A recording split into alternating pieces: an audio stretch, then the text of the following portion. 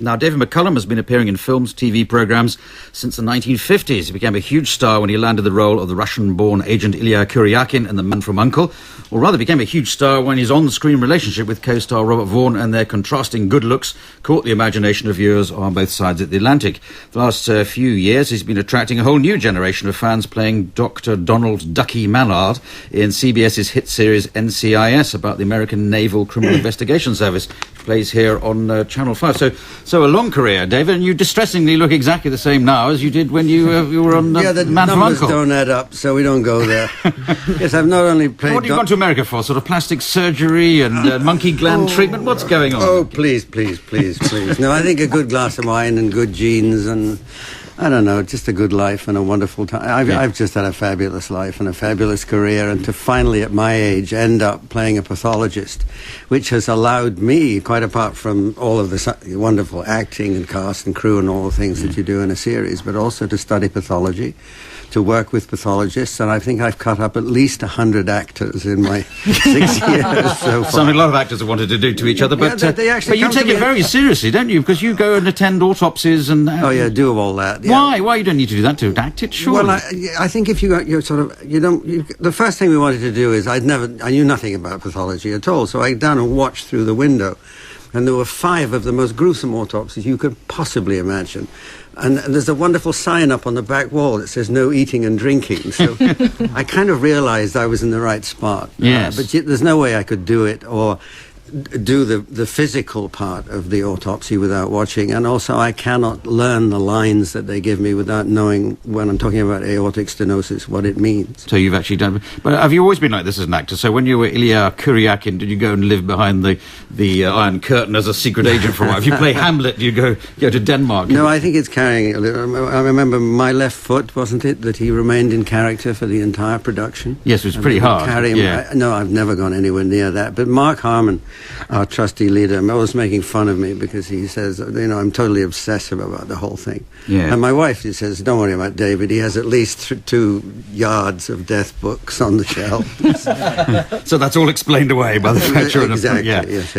Perhaps you should just explain to me, if they haven't seen it, it's NCIS on Channel 5 over here, and it's one of those series you think is extraordinary, however good or slick it is, that you can get a whole numbers of series or seasons out of it, more and more stories. It's all about sort of crime within the American Navy, really. Well, it always worried me that all we're dealing with is the bad guys, with in the Navy and the Marines, and it's a little disrespectful to what magnificent service.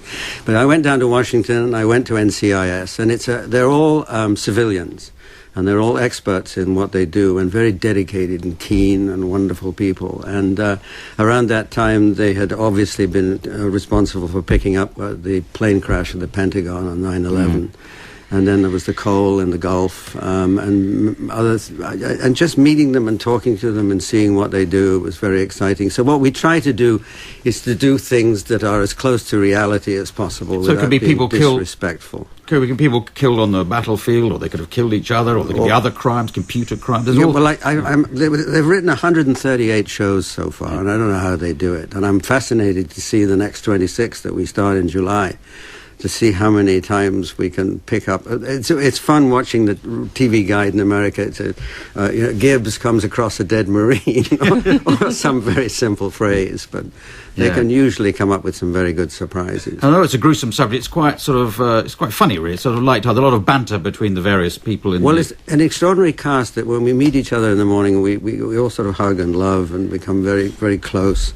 And that whole camaraderie filters its way into the show itself. And that's, I think, what people have responded to. Well, you were born in Scotland. You moved to London at an early age. I think you've lived in New York for a lot, and this is filmed in LA. Where do you feel is home now? My suitcases. Yeah. It's very simple, very simple. No, I have a one-room apartment in Santa Monica, California, but we have a home in New York. Yeah. So Catherine and I basically have managed by cell phone, because she's an interior designer in New York, and all her clients, and no way can she leave her clients. Yes. So we seem to be commanding the field of eccentric doctors in America, with Hugh Laurie on House. Yes. And what is it, do you think, the British, Anglo-Scottish actors seem to be the thing that we want? I don't know. I think probably Peter O'Toole is the grandfather of us all, and we've all descended from him in character. Yes. I think somebody once said you could have been his, you looked like his son in one of your performances. I've worked with him and I know him, and I remember the old days way back in that club behind the Haymarket when we were very, very young actors. We'd all go there and drink, Sean Connery and that whole bunch. It all seems so very, very long ago. And of course, that's such a big success, that whole thing of being Ilya Kuryakin, sort of suggesting that Carol's career is somewhat overshadowed by her mother, but in a way your acting career, perhaps for a while, overshadowed by being so well known in that particular role. Well, in the beginning, I was also the son of a famous person, because my father was Beecham's concertmaster with the London Philharmonic, the Royal Philharmonic. And then I came into this building, into BH, in 1946 to do a radio play. Yes. So I've come back here how many years it is later. Did your father think it was a poor substitute being an actor? He thought it was a dreadful musician? idea. Yeah. He thought it was a dreadful idea. He wanted me to go off to Paris, and I played the oboe. I still do. But he wanted me to go to Paris and study at the Conservatoire. But no, I stood up on a stage as a very small child, spouted Shakespeare, and the entire audience clapped and applauded this somewhat precocious, small, blonde kid, and I thought, this is my home.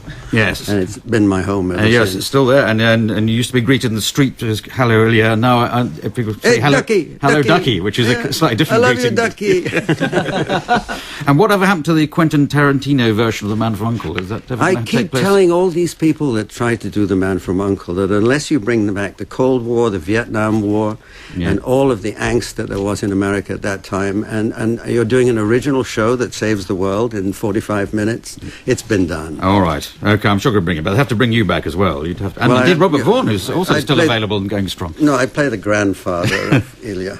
The man from Grandad. Okay, well, excellent. Good to have you. And we now have a bit of comedy.